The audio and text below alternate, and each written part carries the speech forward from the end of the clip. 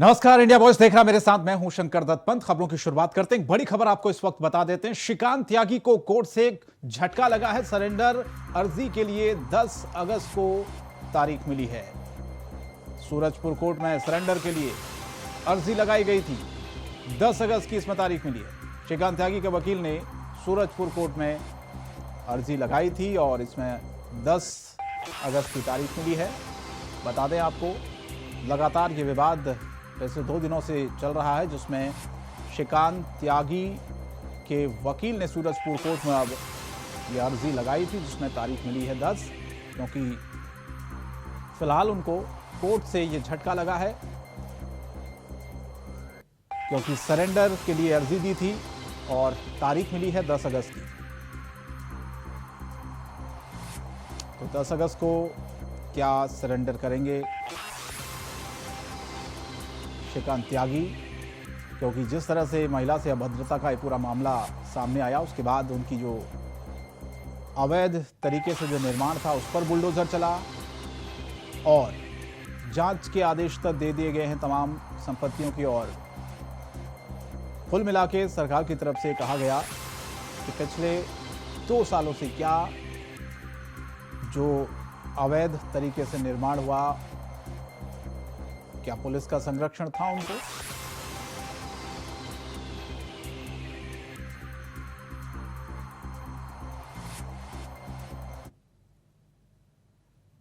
उत्तर प्रदेश के कैबिनेट मंत्री राकेश सचान ने 31 साल पुराने आर्म्स एक्ट मामले में आज सरेंडर कर दिया है। कुछ देर बाद ही उन्हें जमानत मिल गई है। उनको 1 साल की सजा सुनाई गई थी। दरअसल कानपुर की एक अदालत से जमानत मुचलका भरे बिना यूपी सरकार के मंत्री राकेश सचान ने कोर्ट कक्ष से गायब होने के मामले में रविवार को प्रारंभिक जांच शुरू की थी। मामले में निचली अदालत से दोषी के आदेश के खिलाफ सत्र कोर्ट में अपील दायर करने को लेकर मंत्री जमानत के लिए कोर्ट में पेश हुए थे। उन्हें वह कानूनी सुरक्षा प्राप्त करने के लिए जमानत बॉन्ड किया। इसके बाद उन्हें जमानत मिल गई। तो अवैध हथियार मामले से जुड़ा पूरा मामला था। मंत्री राकेश सचान को फिलहाल जमानत मिली है। मोहम्मद असलम हमारे संवाददाता फोन लाइन पर जुड़े हैं। मोहम्मद असलम, राकेश सचान को जमानत मिल गई, क्या कुछ और अपडेट इस खबर के बारे में ज्यादा? जी बिल्कुल, ये पूरा जो मामला है वो बीते 3 दिन पुराना है, जब कोर्ट के फैसले के समय राकेश सचान कोर्ट से ही फरार हो जाते हैं, जिसके बाद तमाम तरह के जो कयास हैं वो लगाए जाते हैं। हालांकि इस पूरे मामले पर राकेश सचान ने एक चीज साफ कर दी थी कि वो कोर्ट से जो भागे नहीं थे, बल्कि उनकी तबीयत जो है खराब हो गई थी। इसके बाद वहां से वो निकल गए थे।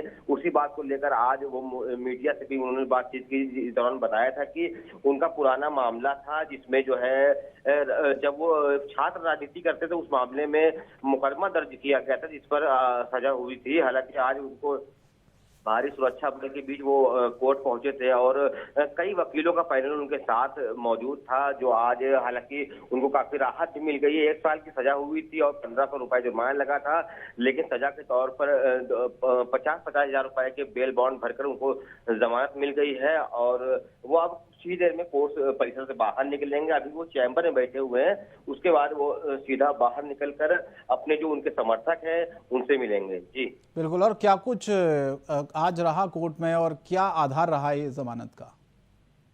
जी, अगर हम आज कानपुर की बात करें तो यहाँ पर सुबह से ही, क्योंकि आज कोर्ट में कैबिनेट मिनिस्टर हैं और काफी तादाद में उनके समर्थक भी हैं, तो ऐसे में पुलिस प्रशासन यहाँ का अलर्ट मोड पर था और चप्पे चप्पे पर कचहरी परिसर में नजर बनाए हुए था कि ताकि किसी भी तरह की कोई चूक न हो सके। और उनको वहां पर तकरीबन 1:30 से 2 बजे वहां पर वो जो कोर्ट जो उनके वकील हैं त्रिपाठी, उनके वहां पहुंचे हैं और वहां काफी वकीलों का पैनल बैठा हुआ था। वहां पर काफी देर तक बातचीत हुई है। बातचीत करने के बाद वो सीधा कोर्ट रूम, जहां पर जो एसीएम कोर्ट है, जहां पर सुनवाई होनी थी, वहां पर पहुंचे हैं और वहां पर जज ने कुछ ही देर में फैसला दे दिया है उस पूरे मामले में। जो उनके ऊपर मामला चल रहा था, 1 साल की सजा हुई थी और 1500 रुपए जुर्माना लगाया गया था, जिसमें कि उनकी जो है 50-50 हजार रुपए के बेल बॉन्ड पर जमा दे दी गई है। चलिए, बहुत बहुत धन्यवाद इस तमाम जानकारी की। तो फिलहाल राकेश सचान, जिनको जमानत मिल गई है, अवैध हथियार से जुड़ा पूरा मामला था जिसमें कोर्ट ने 1 साल की सजा सुनाई थी, लेकिन फिलहाल आज खबर यह है कि उनको जमानत मिल गई है।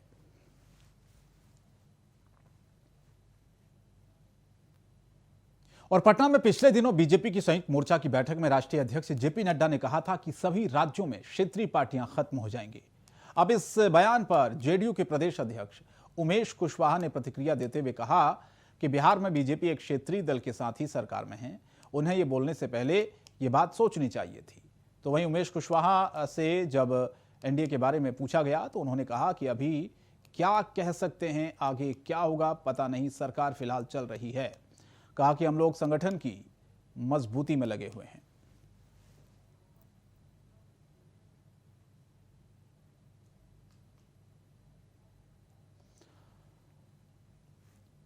तो सरकार फिलहाल चल रही है, ये उनका कहना था। आगे क्या होगा पता नहीं, क्योंकि जेपी नड्डा के बयान पर जेडीयू की तरफ से पलटवार किया गया है और बिहार में जिस तरह से जो इन दिनों राजनीतिक समीकरण बने हुए हैं उस पर सबकी निगाहें टिकी हुई हैं। बीजेपी क्षेत्रीय दल के साथ ही सरकार में है, ये उनका कहना था। और फिलहाल उन्होंने कहा कि आगे क्या होगा, जब उनसे सवाल पूछा गया, कहा कि सरकार तो चल रही है, आगे क्या होगा उनको भी की जानकारी नहीं। लेकिन फिलहाल उन्होंने उपेंद्र कुशवाहा ने पलटवार करते हुए कई बातों का जिक्र किया। और खबर बिजनौर से, जहां पर बिजनौर में घर की छत गिरने से मलबे में 4 लोग दबे, जिसके बाद पड़ोसियों ने मलबे में दबे हुए लोगों को निकाला। बता दें आपको कि मलबे में दबने में एक मासूम की मौत हुई है, 3 लोग गंभीर रूप से घायल हुए। फिलहाल सभी घायलों को जिला अस्पताल में भर्ती कराया गया। आपको बता दें कि पूरा मामला कोतवाली शहर बिजनौर के सिरधनी रोड का है।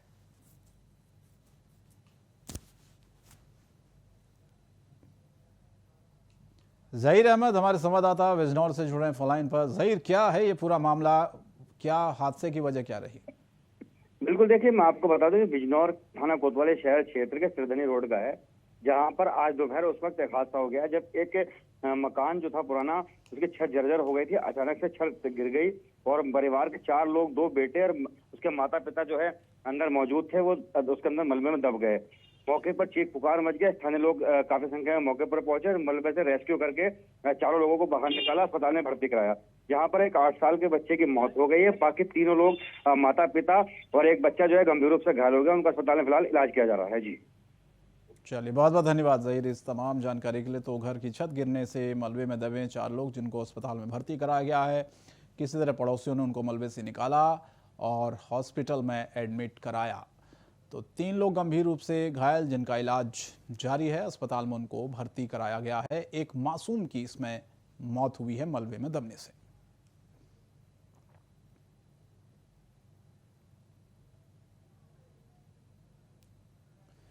और वाराणसी में पुलिस ने विश्व हिंदू सेना के नेता को गिरफ्तार किया है।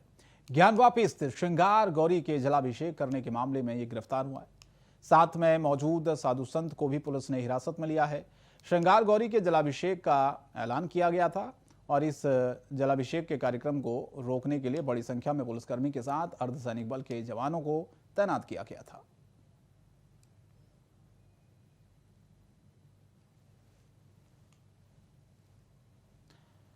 तो श्रृंगार गौरी में जलाभिषेक करने का ऐलान इस शख्स ने किया और इसी दौरान विश्व हिंदू सेना के नेता को पुलिस ने गिरफ्तार कर लिया है और एक साधु जो साथ में मौजूद, उनको भी हिरासत में लिया गया है।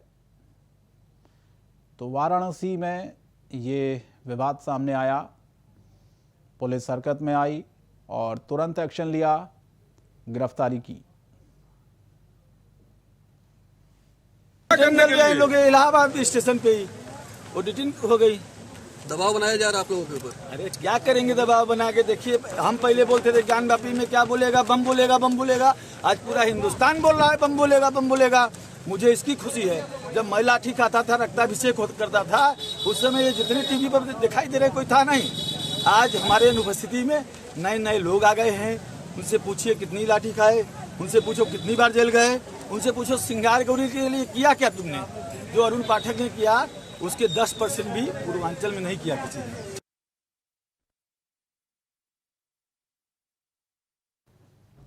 और उन्नाव के असगैन थाना के भौली गांव में दबंगों से पूरा परिवार परेशान है। दरअसल गांव के कुछ दबंगों ने दिलीप सोनी नाम के युवक और उसके परिवार का जीना मुहाल कर दिया है।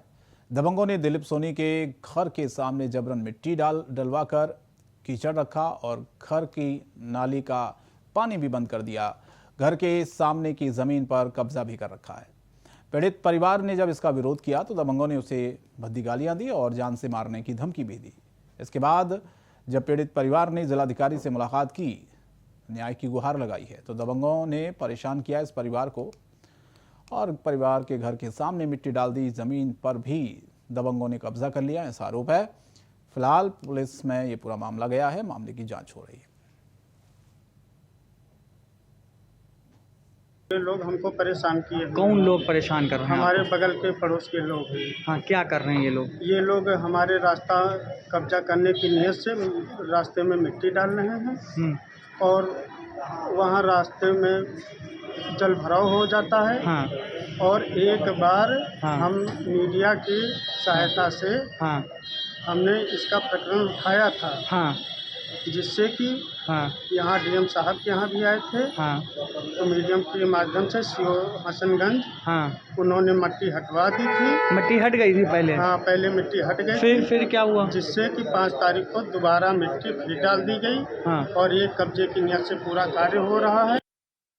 तो दबंगों से परेशान है परिवार। घर के आगे दबंगों ने मिट्टी डाल दी, ऐसा आरोप लगाया परिवार ने। फिलहाल इस पूरे मामले की शिकायत की है और दबंगों पर आरोप लगाया कि जमीन पर भी दरअसल उन्होंने कब्जा कर लिया था एक परिवार की। तो परेशान है पूरा परिवार और इसी परेशानी के बाद उसने गुहार लगाई है न्याय की, क्योंकि दबंग लगातार उसे परेशान कर रहे थे।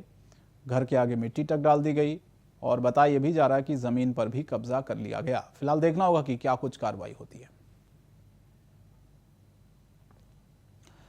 तो उन्नाव का ये पूरा मामला है जहां दबंगों से एक परिवार परेशान हो गया और अधिकारियों के पास पहुंचा है परिवार गुहार लगाने के लिए।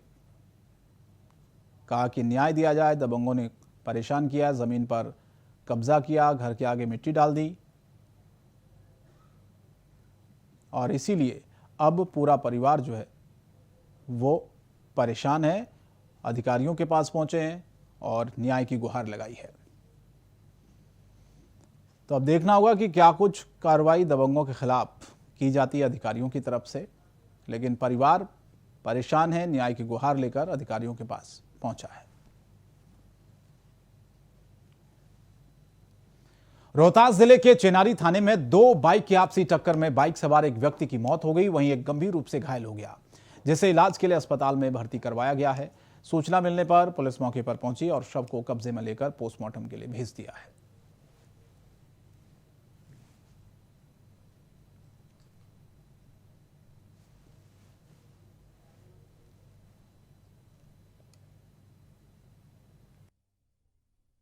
मालूम नहीं, साइकिल से घटना हुआ है। वहाँ पर थे नहीं, हम लोग घर से आ रहे हैं। ये पता होगा ना कहाँ एक्सीडेंट हुआ है? लोग बता रहे हैं पचौड़ा में कैसे हुआ है, क्या हुआ है, सब जानकारी नहीं। पचौरा पहाड़ पे? नहीं, पचौरा से नहर पे। आप कौन लगते हैं इनका? इनका भाई लगते हैं। क्या नाम है इनका? भैरव। और बिहार की राजनीति में एक बार फिर से सियासी उठापटक तेज हो गई है। मीडिया रिपोर्ट्स के अनुसार नीतीश कुमार आने वाले 24 से 48 घंटे में कोई बड़ा फैसला ले सकते हैं। जेडीयू के साथ मिलकर सरकार बनाने के सवाल पर आरजेडी के प्रदेश अध्यक्ष जगदानंद सिंह ने कहा कि हमारी कोई बात नहीं हुई है, महागठबंधन में अभी भी पहले की ही पार्टियां हैं। साथ ही उन्होंने कहा कि वहीं अभी की जो सरकार है वह जनता के इच्छा के खिलाफ की सरकार है।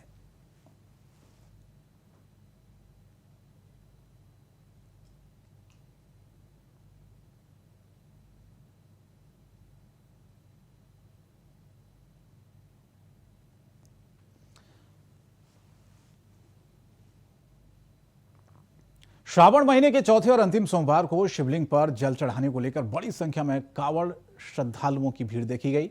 जिला प्रशासन इसे लेकर पूरी मुस्तैद दिखा।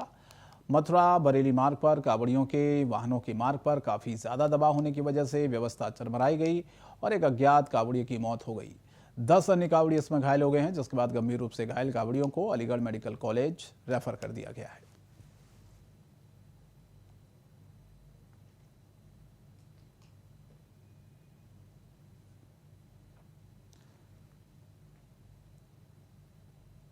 तो सावन के इस सोमवार को भीड़ ज़्यादा थी और इसी दौरान ये एक हादसा भी हुआ है। एक कांवड़िए की मौत हुई है, कई अस्पताल में भर्ती हैं जिनको चोट लगी है, क्योंकि अंतिम सोमवार सावन का और इसी दिन जल चढ़ाने को लेकर आज भीड़ बहुत ज़्यादा मंदिरों में दिखी। 10 कांवड़िए बताया जा रहा है कि एक हादसे में घायल हुए हैं और एक कांवड़िए की मौत हुई है। तो फिलहाल घायल कांवड़िए को अस्पताल में भर्ती कराया गया है। लगातार इससे पहले भी कई हादसों का शिकार कांवड़िए हो चुके हैं।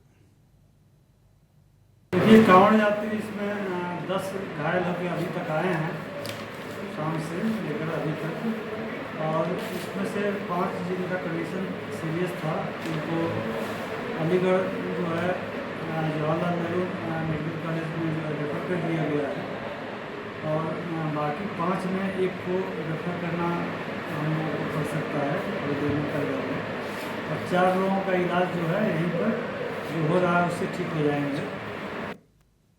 आरा टाउन थाने से महज 150 मीटर की दूरी पर अपराधियों ने शिवसेना जिला प्रमुख शंभू सिंह पर ताबड़तोड़ 6 राउंड गोलियां चलाई, जिसके बाद इलाके में भगदड़ मच गई। हालांकि इस गोलीबारी में शिवसेना नेता शंभू सिंह की जान बाल बाल बची, लेकिन अपराधी शिवसेना नेता की बाइक लेकर फरार हो गए।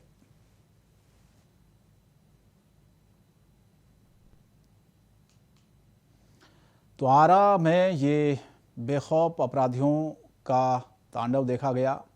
शिवसेना के जिला प्रमुख पर फायरिंग की, लेकिन वो बाल बाल बचे फायरिंग में। हालांकि प्रशासनिक अधिकारी हरकत में आए, तुरंत घटनास्थल पर पहुंचे। हालांकि जैसी वहां फायरिंग हुई, भगदड़ की स्थिति पैदा हो गई वहां पर। तो शिवसेना के जिला प्रमुख जिस पर फायरिंग करने से जुड़ा हुआ ये पूरा मामला है, बदमाशों ने फायरिंग की है, लेकिन वो बाल बाल बचे। पुलिस ने फिलहाल मोर्चा संभाला हुआ है। और रांची राजभवन के समक्ष झारखंड +2 शिक्षक प्रतिभागी संघ ने मुख्यमंत्री और शिक्षा मंत्री का पुतला चलाया। शिक्षा मंत्री जगन्नाथ महतो की तबीयत खराब होने की वजह से उनका इलाज चल रहा है, तो वहीं दूसरी ओर झारखंड सरकार द्वारा 10+2 विद्यालय में भर्ती को लेकर अभ्यर्थियों में काफी रोष देखने को मिल रहा है। पुतला दहन में अभ्यर्थियों ने सरकार की दोहरी नीति और भेदभाव पर नाराजगी जताई और विरोध प्रदर्शन किया।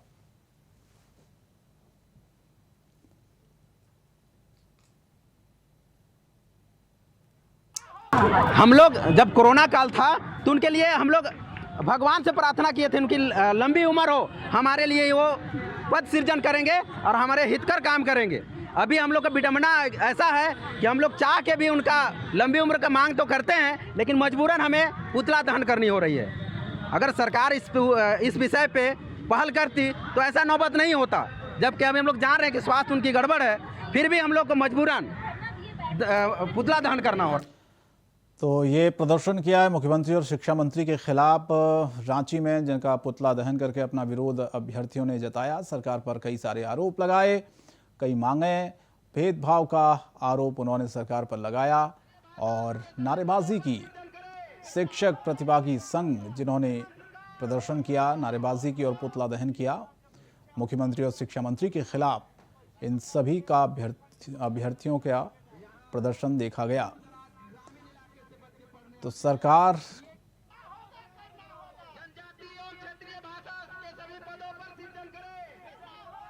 आशीष हमारे संवाददाता फोनलाइन पर ज्यादा अपडेट के लिए हमारे साथ जुड़े हैं।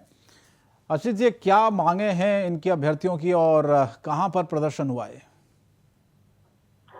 देखिए, ये झारखंड +2 प्रतिभागी संघ के द्वारा ये आज राजधानी रांची के राजभवन के समक्ष ये पुतला दहन किया गया है। एक तरफ देखा जा रहा है कि झारखंड के शिक्षा मंत्री चेन्नई में उनका इलाज चल रहा है, लेकिन और दूसरे ओर यहाँ पे झारखंड के +2 के शिक्षा प्रतिभागी के द्वारा पुतला दहन किया जा रहा है। साथ ही साथ मुख्यमंत्री हेमंत सोरेन का भी साथ किया जा रहा है। इनकी मांगे हैं कि राजनीतिक विज्ञान शास्त्र, दर्शन शास्त्र, समाजशास्त्र, इन क्षेत्रीय भाषाओं की ये विज्ञापन नहीं जारी किए हैं, जिसके चलते ये लोग आज ऊपर आंदोलन करने की आगे की रणनीति भी बनाए हैं और आज पुतला दहन किए हुए। जी चलिए, बहुत बहुत शुक्रिया इस तमाम जानकारी के लिए। तो शिक्षक प्रतिभागी संघ ने प्रदर्शन किया रांची में।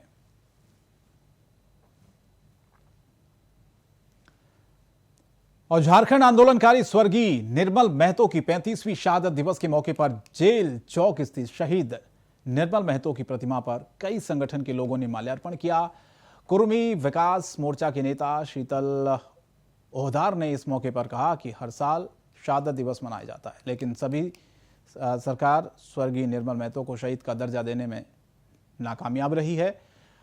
उन्होंने कहा कि हम हेमंत सोरेन की सरकार से मांग करते हैं कि इन्हें शहीद का दर्जा दिया जाए और अगर शहीद का दर्जा नहीं मिला तो आंदोलन करेंगे।